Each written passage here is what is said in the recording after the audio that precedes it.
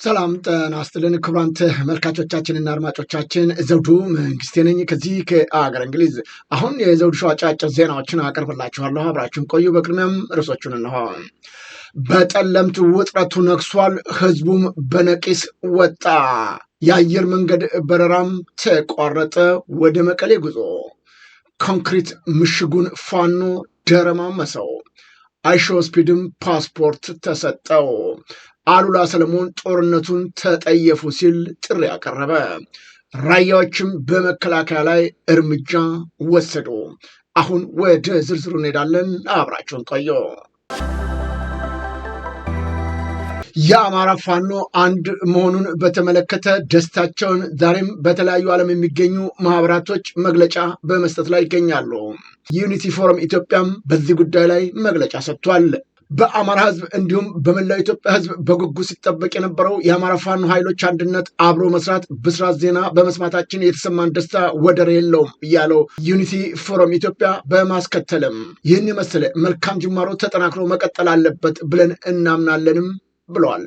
የአማራ ፋኖ ብሔራዊ ንቅናቄ፣ የአማራ ፋኖ ብሔራዊ ኃይልና የአማራ ፋኖ ህዝባዊ ድርጅት ውህደት የአማራን ህዝብ ህልውና መብቶችን፣ ነፃነቶችን በማረጋገጥ ብሎም ሁሉም ኢትዮጵያ ህዝቦች መብቶችና ነፃነቶችን ለማዋለድ በሚደረገው ሁሉን አቀፍ ጥረት እንደ አንድ ትልቅ ታሪካዊ እርምጃ ወስደነዋል ሲል ገልጧል።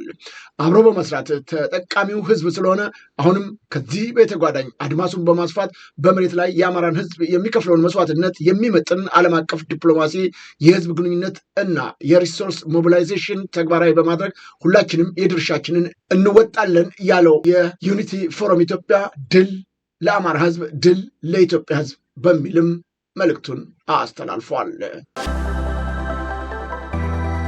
የደጋው መብረቅ አሃዶች በመቄትና ቋያ በሁለት ግንባር በጠላት ሰራዊት ላይ መጠነ ሰፊ ማጥቃት በማድረግ ታላቅ ድል አስመዘገቡ። የደጋው መብረቅ ኮር አሃድ የሆኑት አንሻ ክፍለ ጦርና ቀኛዝማች ተበጀ ወርቁ ክፍለ ጦር ናቸው።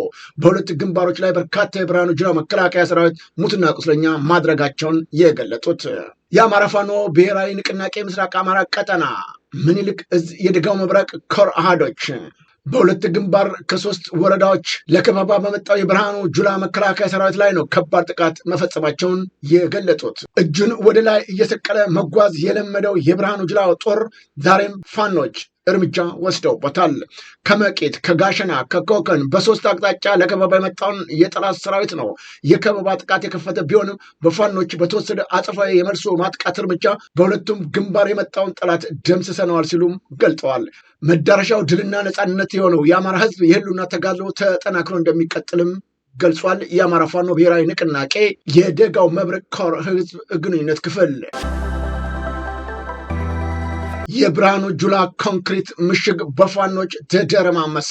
ከሳንጃ ውግ እስከ ክላሽ ጨበጣ ውጊያና ቦምብ ውርወራ የደረሰው ከባዱ ትንቅንቅ የተሰበረው የጠላት ምሽግ መሆኑን ገልጦታል።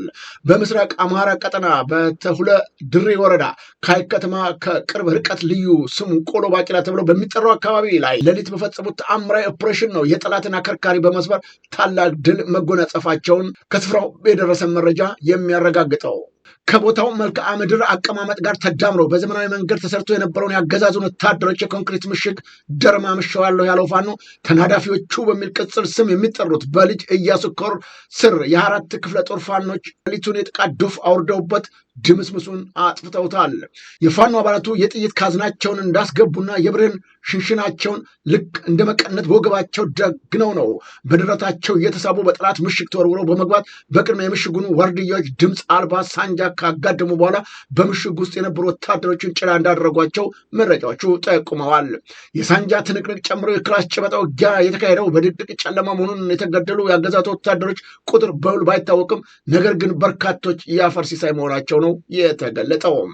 በዚህ መብረቃዊ ኦፕሬሽን ከፋኖ ሳንጃ ፈሙዝ ለማምለጥ ሲሸሹ የነበሩ ቁጥራቸው በውል ያልታወቁ በርካቶች ደግሞ ገደል ገብተው መሞታቸውም ታውቋል። ሀይቅ ከተማ በውስን ኪሎ ሜትሮች ርቀት እርምጃ የሰሙ በሀይቅ ከተማ የነበሩ ያገዛዙ ምንጣፍ ጎታች ካድሬዎች አንዳንዶቹ የሌሊት ፒጃማቸውን እንደለበሱ፣ አንዳንዶቹ ደግሞ በቁምጣና ፓንት ብቻ ሆነው በደረቅ ሌሊት ወደ ደሴ ከተማ መሸሻቸውን ከስፍራው ያገኘነው መረጃ ያመላክታል። በከተማው መሃል ሸምሷ ተብሎ በሚጠራው ተራራማ ስፍራ ላይ ሰፍሮ በሚገኘው ቀሪው ያገዛዙ ኃይል ባጠመደው ከባድ መሳሪያ ቆሎ ባቄላ ለነበሩ ጓደኞቹ ሽፋን ሲሰጥ ያደረ ቢሆንም ነገር ግን የአንድ ወታደርን ሕይወት ሳይታደግ የአህያ ልጅ ከጅብ አያስጥልም ሆኖ ቀርቶበታል ሲሉ ፋኖቹ ከስፍራው መረጃውን ልከውልናል። የሸዋ ፋኖም ታሪክ ሰርቷል።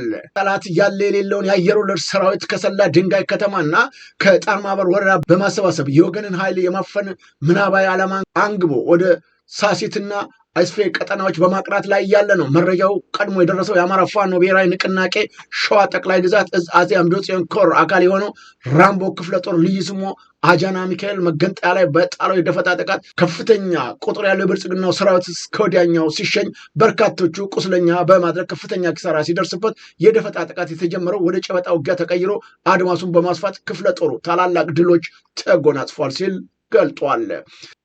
በጀግናው ሰራዊታችን የደፈጣ ላይ የወደቀው የአየር ወለድ ክፍለ ጦር አባላት በጉዞ ላይ ያሉ ነው። በተፈጸመ ቦምብ ጥቃት እንደ እሳት በዘነበበት የጥይት አሩር በርካቶች ሲገደሉ፣ ቀሪው የሰላ ድንጋይ ሆስፒታል ያጨናነቀ ሲሆን በመኪና ተጭኖ ወደ ሰላ ድንጋይ የተወሰደ የሰራዊቱ አስክሬን መቅበሪያ በከተማው በስተምስራቅ አቅጣጫ በግሬደር እየተቆፈረ የቀብር ጉድጓድ እየተዘጋጀለት እንደሚገኝም ተጠቁሟል።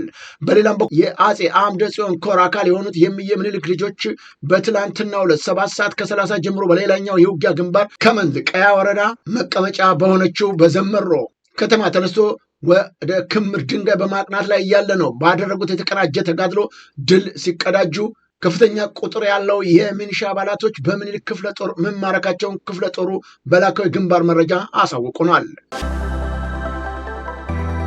የአላማጣ ማህበረሰብም ታሪክ ሰርቷል። በመከላከያ ሰራዊቱና የፌዴራል ፖሊስ ከአላማጣና ራያ አካባቢ ሙሉ ለሙሉ ለቆ እንዲወጣ መደረጉን የአካባቢው ነዋሪዎች ገልጸዋል። እዚህ ተቀምጣችሁ ያደረጋችሁልን አንዳችም እገዛ የለም፣ ስለዚህ አካባቢያችንን ለቃችሁ ውጡ ሲሉ ነው የአላማጣ ሕዝብ በነቅስ ቁጣውን ያሰማው። በዚህ የተነሳ አዲስ የጸጥታ ስጋት መፈጠሩ ነዋሪዎቹ ጠቁመዋል። በዛሬው ዕለትም በአላማጣ ዙሪያ ከ2 እስከ 4 ሰዓት የድሮን አሰሳ ሲደረግ ማርፈዱንም ከስፍራ ያገኘናቸው መረጃዎች ይጠቁማሉ። ጠዋት ከወልዲያ ወደ መቀሌ ሲጓዝ የነበሩ ተሳፋሪዎችም ቆቦ ሲደርሱ ችግር አለ ተብለው መመለሳቸውን የዓይን እማኞች ከስፍራው ገልጠዋል። አክቲቪስት አሉላ ሰለሞን ጦርነትን እንጠየፍ ሲል ገለጠ። የትግራይ ክልል አክቲቪስት የሆነው አሉላ ሰለሞን በአሁኑ ወቅት በትግራይ ክልል የታየውን የጦርነት እንቅስቃሴ በመቃወም ነው ጦርነትን እንጠየፍ ሴይ ኖት ዋር የሚል መልእክቱን በማህበራዊ ገጹ ላይ ያጋራው። አክቲቪስቱ በይፋዊ የማህበራዊ ትስስር ገጹ ላይ ባሰፈረው መልእክት ላይ ነው ዳግም ወደ ጦርነት መግባት እንደማይገባና የጦርነትን አውዳሚነት በመጥቀስ ተቃውሞውን ገልጿል። አክቲቪስቱ ከ2 ዓመታት በፊት በነበረው የሰሜኑ ጦርነት ወቅት ጦርነት ባህላዊ ጨዋታችን ነው በማለት በሰጠው አስተያየት በወቅቱ ከፍተኛ ትችትና ተቃውሞ ሲያስተናግድ እንደነበረ አይዘነጋም። አሁን ግን ሐሳቡን ቀይረዋል። በምንም ተአምር ጦርነት በትግራይ ሊጀመር አይገባም፣ ህዝቡ መሮታል፣ ደክሞታል፣ ስለዚህ ጦርነትን እንጠየፍ ሲል ነው የገለጠው። የጠቅላይ ሚኒስትሩ አማካሪ ራሳቸው የለኮሱትን እሳት ራሳቸው ይሙቁት ሲል ተናገረ። ጌታቸው ረዳ የህወሓት ቡድን ዘንድሮ የካቲት 11 ሁመራ ለማክበር እንጋደላለን ማለቱም ተሰምቷል። ራሳቸው የለኮሱትን እሳት ራሳቸው ይሙቁት ሲል የገለጸው ጌታቸው ረዳ በጠለምት ግጭትና በህወሓት አመራሮች ላይ ጠንካራ ትችት አንስቷል። ጌታቸው ረዳ በፌስቡክ ገጹ በትግርኛ ቋንቋ ባስተላለፈው መልእክት ነው ተፈናቃዮችን ለመመለስ ግዛታዊ አንድነቱን ለማረጋገጥ በሚል ህዝብን ዳግም ወደ ጦርነት የሚከቱ እንቅስቃሴዎች እየተደረገ መሆኑን ገልጿል። ይህ በእንዲህ እንዳለም ዛሬም ከረፋዱ አንስቶ በተከዜ ቀጠና በሁለት ግንባር አዲስ ውጊያ መቀስቀሱ ተሰምቷል። አንደኛው ግንባር በተከዜ ቀጠና ምስራቅ ጠለምት ሚጨራ በተባለ ስፍራ ሲሆን ሁለተኛው ውጊያ የተቀሰቀሰበት ግንባር ደግሞ በምዕራብ ጠለምት አንበሳ መቃብር ተብሎ በሚጠራው አካባቢ እንደሆነ ነው የተገለጸው። በምስራቅ ጠለምት ሚጨራ በተባለ ስፍራ በነፍስ ወከፍና በቡድን መሳሪያዎች የታገዘ ውጊያ መደረጉም ታውቋል። ሚጨራ በትላንትናው ዕለትም ከፍተኛ ውጊያ እንደነበረ የተገለጸ ቢሆንም ይሁን እንጂ አሁን የዘውዱ ሾው ሚዲያ ከስፍራው ያነጋገራቸው የጠለምት ነዋሪዎች እንደገለጹት ከሆነ አንድም ኃይል የለም፣ አሁን ጠራርገን አስወጥተነዋል ሲሉ ገልጸዋል። በምንም ጉዳይ ላይ ከዚህ በኋላ ህወሓት እንደከዚህ ቀደሙ እንደፈለገ ሊጫወትብን አይችልም። እኛ አማራ እንጂ ትግራውያን አይደለንም። ከዚህ በኋላ የሚመጣውን እርምጃ እየወሰድን እንመክታለን እንጂ ጫንቃችን ተልጧል፣ እሱን አናስተናግድም ሲሉ ገልጸዋል። በወልቃይት ጠለምት የተፈጸመው ግፍን በተመለከተ ከዚህ ቀደም እንዲህ ሲሉ መናገራቸው ይታወሳል። በህወሓት የደረሰባቸውን ግፍ ዓመት በአማራ አስተዳደር የነበረ ህዝብ ትግሬ ናችሁ እየተባለ እየተጨፈጨፍን ነው ያለ። ጠላታችን መሬታችን ነው የሆነ። ለመሬት ብሎ ነው የሚገሉን ያለ። የወልቃይት ጠገዴ ተወላጅ በአራት አንግል ነው የጠፋ። አንዱ ድራሹ የጠፋ ህዝብ አለ፣ ሬሳው ያላገኘ ነው። ሁለተኛ ከ40 ዓመት በበላይ 15 ዓመት 20 ዓመት የታሰረው ወልቃይት ነው ያለ። ሶስተኛ እንዳይናገር አንገቱ የደፋ ህዝብ ነው ያለ። አራተኛ አሜሪካ ውጭ በቃ ተሰድዶ ነው ያለ ህዝባችን። በአምስተኛ ደግሞ ትንሽ ረዘም ያለ ገመድ ታስሮ ያለ ህብረተሰብ ያለ እና ተማሪዎች የኛ ልጆች በትግርኛ እንዲማሩ አማርኛ የሚባል ከምድረገጽ ለማጥፋት እኛ አማራዎች መሆናችን እንኳንማ ህዝቡ እንጨቱ ራሱ ይመሰክራል። እነሱ ግን የወልቃይት ጠገዴ መሬት በትግርኛ እንዲሰየም እነ ወይናት ዲቪዥን መንራደ መንሩለት እያሉ ጠሩት በትግርኛ። አማራ የሚባል ከምድረገጽ ለማጥፋት በሃይማኖቱም እንዳይቆራ በሃይማኖቱም እየገቡ ዳንሻ ወረዳ ጸገዴ ከወረዳ ጸገዴ ማለት 1900 መንግስት ሰራተኛ አለ፣ 1700 ትግሬ ነው፣ 200 ደግሞ የነሱ ተላላኪ ናቸው። ከዚህ በኋላ በምንም ጉዳይ ቢሆን ልንቀበለው አንችልም። ትግሬ መጥቶ እንደፈለገ በእኛ ላይ ሊጨፍር እድሉን አንሰጠውም። እርምጃችንን አጠናክረን እንወስዳለን። አርፈው የሚቀመጡ ካሉ እኛ አንከለክላቸውም። ከዛ ውጭ ግን እንደከዚህ ቀደሙ እንገዛችኋለን፣ እንጨፈጭፋችኋለን፣ በአማርኛም አትናገሩም፣ ምድሩም ግዛቱም የትግሬ ነው የሚሉ ከሆነ ግን እርምጃችን ጠንካራ ነው ሲሉም ገልጠዋል። የኢትዮጵያ አየር መንገድ በዛሬው ዕለት ወደ ትግራይ ክልል የሚያደርገውን በረራ ሰረዘ። የኢትዮጵያ አየር መንገድ ነው በዛሬው ዕለት መቀሌ፣ አክሱም፣ ሽሬና ሁመራን ጨምሮ ወደ ትግራይ ክልል ሊያደርጋቸው የነበረው በረራዎች መሰረዙ ተገልጧል። የኢትዮጵያ አየር መንገድ ወደ ትግራይ ክልል ከተሞች የነበረውን የዕለቱን በረራ ማቋረጡ ተከትሎ ስጋት እንደገባቸው የመቀሌ ከተማ ነዋሪዎችም ተናግረዋል። ነዋሪዎቹ በተለይም ለዶይቼ ቬለ እንዳሉት ከሆነ በትግራይና የአማራ ክልል አጎራባች አካባቢ ግጭት መቀስቀሱ አሳሳቢ ሆኖባቸዋል። የመቀሌ ከተማ ነዋሪዎች የሆኑት እና ስማቸው እንዳይጠቀስ የጠየቁ የመንግስት ሰራተኞች የአውሮፕላን በረራ መቋረጡን ተከትሎ ነው አዲስ አበባ የሚገኙ ዘመዶቻቸው ወደ መቀሌ ለመመለስ መቸገራቸውንም ተናግረዋል። የበረራ መቋረጡ ባንኮችና የንግድ ተቋማት አካባቢ ውጥረት ማስከተሉን ገልጸዋል። ከቅርብ ጊዜ ወዲህ ኮታ እስከ 3000 ብር ብቻ ካሽ ማውጣት ይቻል እንደነበረ የገለጹት ነዋሪዎቹ አሁን እየሰራ ያለው የገንዘብ ማስተላለፍ አገልግሎት ብቻ ነው ብለዋል። ነዋሪው የፍጆታ ቁሳቁሶችን ለመሸመት ጥድፊያ ላይ መሆኑንም የገለጹ ሲሆን በከተማው በንግድ ስራ መሰማራታቸውን የተናገሩት ሌላው የከተማ ነዋሪም ከአዲስ አበባ ወደ መቀሌ በረራ መቋረጡን ከሰሙ በኋላ ነገሮች በፍጥነት እየተለዋወጡ መሆኑንም ገልጸዋል።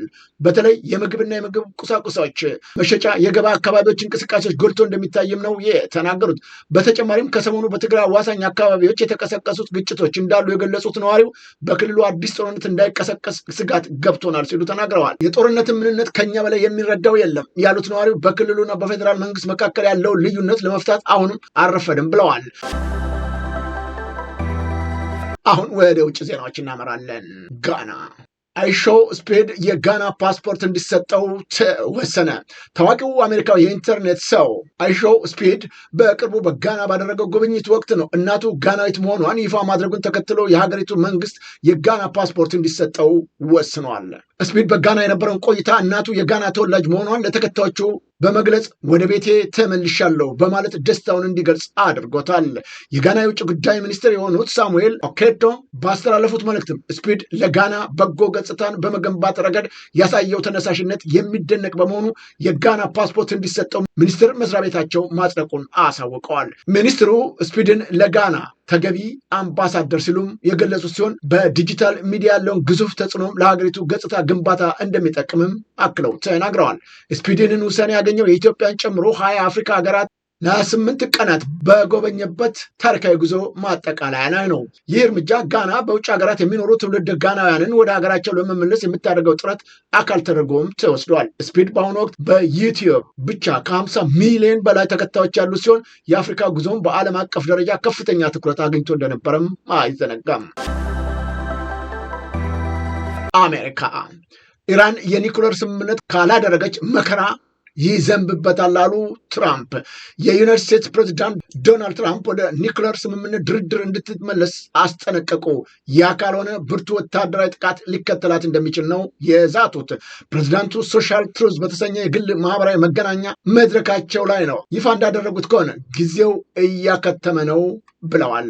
ኢራን ቀደም ሲል ከኔ ጋር ስምምነት ባለመፈጸሟ ተልኮ የእኩለ ሌሊት መዶሻ የተሰኘው እጅግ ብርቱ ጥቃት ነው የደረሰባት ያሉት ፕሬዚዳንት ዶናልድ ትራምፕ የአሁኑ የከፋ ይሆናል ሲሉም አስጠንቅቀዋል። ባለፈው ኢራን ከእስራኤል ጋር ለ12 ቀናት ባደረገችውም ጦርነት በተልኮ የእኩለ ሌሊት መዶሻ የኢራን የአቶም ተቋምን ዩናይትድ ስቴትስ ጄቶች ከራዳር እይታ ውጭ በመብረር በቦምብ ደጋግመው ደብድበውት እንደነበረ የሚዘነጋ አይደለም።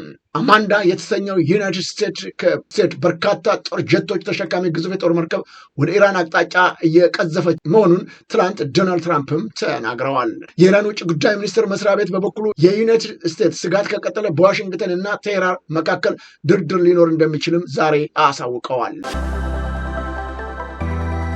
ክቡራን ተመልካቾቻችንና አድማጮቻችን አሁን ያቀረብኩላችሁ የዘውዱ ሾው አጫጭር ዜናዎች እነዚህን ይመስሉ ነበረ። በቀጣይ ዝግጅታችን እስከምንገናኝ የዘውዱ ሾው ሚዲያን ሼር፣ ላይክ እና ሰብስክራይብ በማድረግ ወዳጅ ቤተሰቦቻችን እንድትሆኑ ከወዲሁ በማክበር እንጋብዛለን። ከዜናዎቹ ጋር አብሬያችሁ የነበርኩት እኔ ዘውዱ መንግስት ነበርኩ። ጤና ይስጥልኝ።